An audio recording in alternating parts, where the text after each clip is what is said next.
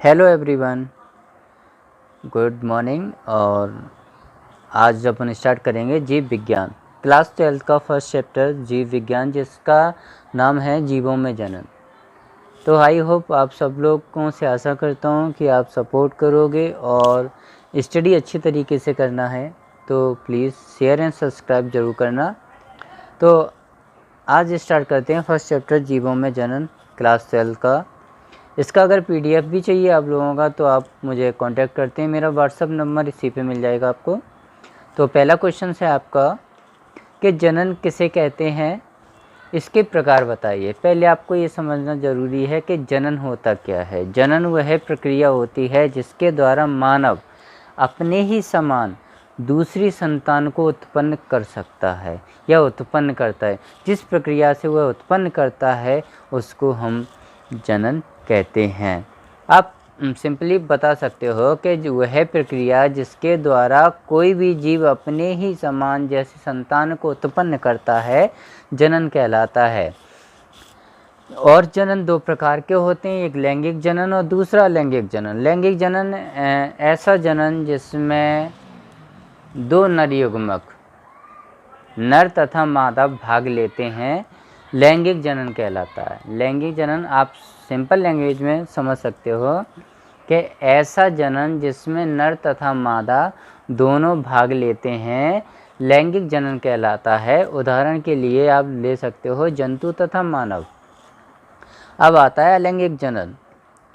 जनन की वह प्रक्रिया जिसमें केवल एक ही जनक भाग ले सकता है, मतलब यह वह प्रक्रिया है जिसमें केवल एक ही जनक नर हो या मादा हो, सिर्फ एक ही जनक भाग लेगा, वह अलैंगिक जनन कहलाता है। जैसे कवक हुआ, प्रोटोजोआ, शैवाल, बैक्टीरिया आदि। अब आपका दूसरा क्वेश्चन आता है कि कायक या वर्धी जनन को परिभाषित कीजिए। पहले आपको ये समझना है कि कायक या वर्धी जनन किसे कहते हैं। कायक या वर्धी जनन वह प्रक्रिया है जिसमें किसी पौधे के तने या उसके किसी भाग को पेड़, फूल, पौधे, पत्ती या लकड़ी को काटकर दूसरे पौधे का निर्माण किया जाता है, कायक जनन या वर्धी जनन कहलाता है। जैसे कि आप लोगों ने देखा होगा, गुलाब का पेड़ होता है, उसकी एक डंडी काटकर अलग कहीं लगा देते हैं जिससे कि वो दूसरे पौधे का निर्माण होता है। तो उसी प्रकार इसमें भी पौधों के कुछ टुकड़े या अंश लेकर, फूल, पत्ती वगैरह लेकर हम दूसरे पौधे का निर्माण करते हैं, वह प्रक्रिया हमारी कायक जनन या वर्धी जनन कहलाती है। नेक्स्ट क्वेश्चन आता है निषेचन किसे कहते हैं तथा निषेचन के प्रकार बताइए। ये वेरी इंपॉर्टेंट क्वेश्चन है, इंशाल्लाह आ सकता है, तो आप ज़रा ध्यान से सुनिए। निषेचन वह प्रक्रिया है जिसमें भ्रूण कोश के अंदर, आप कह सकते हो निषेचन मादा शरीर के अंदर जब भ्रूण बनता है तो भ्रूण कोश के अंदर नर युग्मक का संलयन, क्या नर युग्मक का संलयन से द्विगुणित युग्मक का निर्माण होता है। क्या निषेचन की वह प्रक्रिया जिसमें भ्रूण के अंदर नर युग्मक संलयन के द्वारा द्विगुणित युग्मक का निर्माण होता है, निषेचन कहलाता है। जैसे कि आपने देखा होगा मादा शरीर के अंदर अंड का निर्माण होता है, जब मानव कोई निषेचन करता है तो उसके द्वारा वह दो कोशिकाओं में विभाजित हो जाता है, जिसे हम निषेचन कहते हैं। निषेचन दो प्रकार के होते हैं, एक आंतरिक निषेचन और एक बाह्य निषेचन। आंतरिक निषेचन वह निषेचन है जो मानव शरीर के अंदर निषेचन होता है, उसे हम आंतरिक निषेचन कहते हैं। आप सिंपल लैंग्वेज में ये भी बोल सकते हैं वह निषेचन जो कि मानव शरीर के भीतर होता है, आंतरिक निषेचन कहलाता है। जैसे स्तनधारी हुए, जो स्तनधारी होते हैं, पक्षी होते हैं, प्राणी होते हैं, ये सब आंतरिक निषेचन में आते हैं। अब आता है बाह्य निषेचन। बाह्य का मतलब होता है बाहरी निषेचन। जब निषेचन की क्रिया मानव शरीर के बाहर संपन्न होती है तो ऐसी क्रिया को हम बाह्य निषेचन कहते हैं। उदाहरण के लिए मछली और मेंढक। याद रखना, मछली और मेंढक दो उदाहरण हैं जो कि बाह्य निषेचन के हैं। इनमें निषेचन इनके शरीर के बाहर संपन्न होता है। अब आता है नेक्स्ट क्वेश्चन के अनिषेक जनन किसे कहते हैं तथा महत्व बताइए।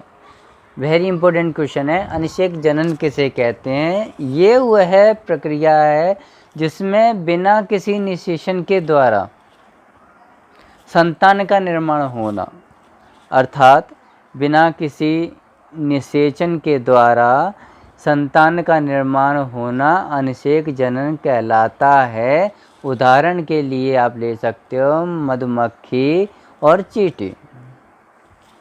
चींटियाँ निषेचन कभी नहीं करती हैं, ना ही मधुमक्खियाँ करती हैं। इनमें बिना निषेचन के भी संतान उत्पन्न करने की क्षमता होती है। महत्व क्या है इनका वो समझ लीजिए।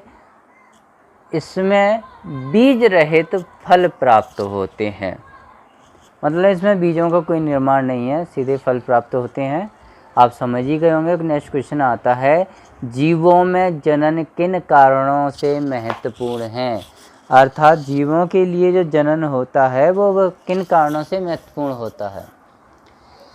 जीवों में जनन निम्नलिखित कारणों से महत्वपूर्ण है। नंबर 1, डीएनए का द्विगुणन होता है। जब डीएनए का द्विगुणन का मतलब दो गुणों में विभाजित हो जाता है। जब हम किसी संतान को उत्पन्न करते तो हमारे डीएनए दो रूपों में विभाजित हो जाते हैं।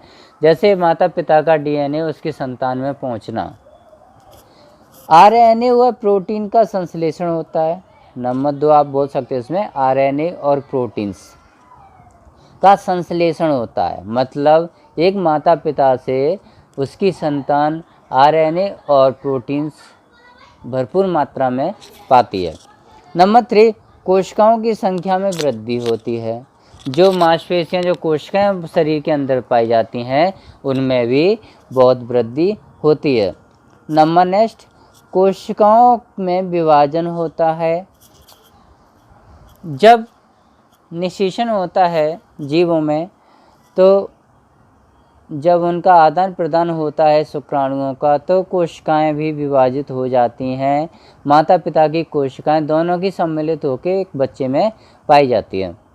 तो आप कह सकते हो इसमें कि कोशिकाओं का भी विभाजित होता है। अब आता है नेक्स्ट नंबर के प्रजनन अंगों में वृद्धि होती है। जो प्रजनन क्षमता होती है उनके अंगों में भी बहुत अधिक वृद्धि होती है। नंबर नेक्स्ट जाति में निरंतरता होती है।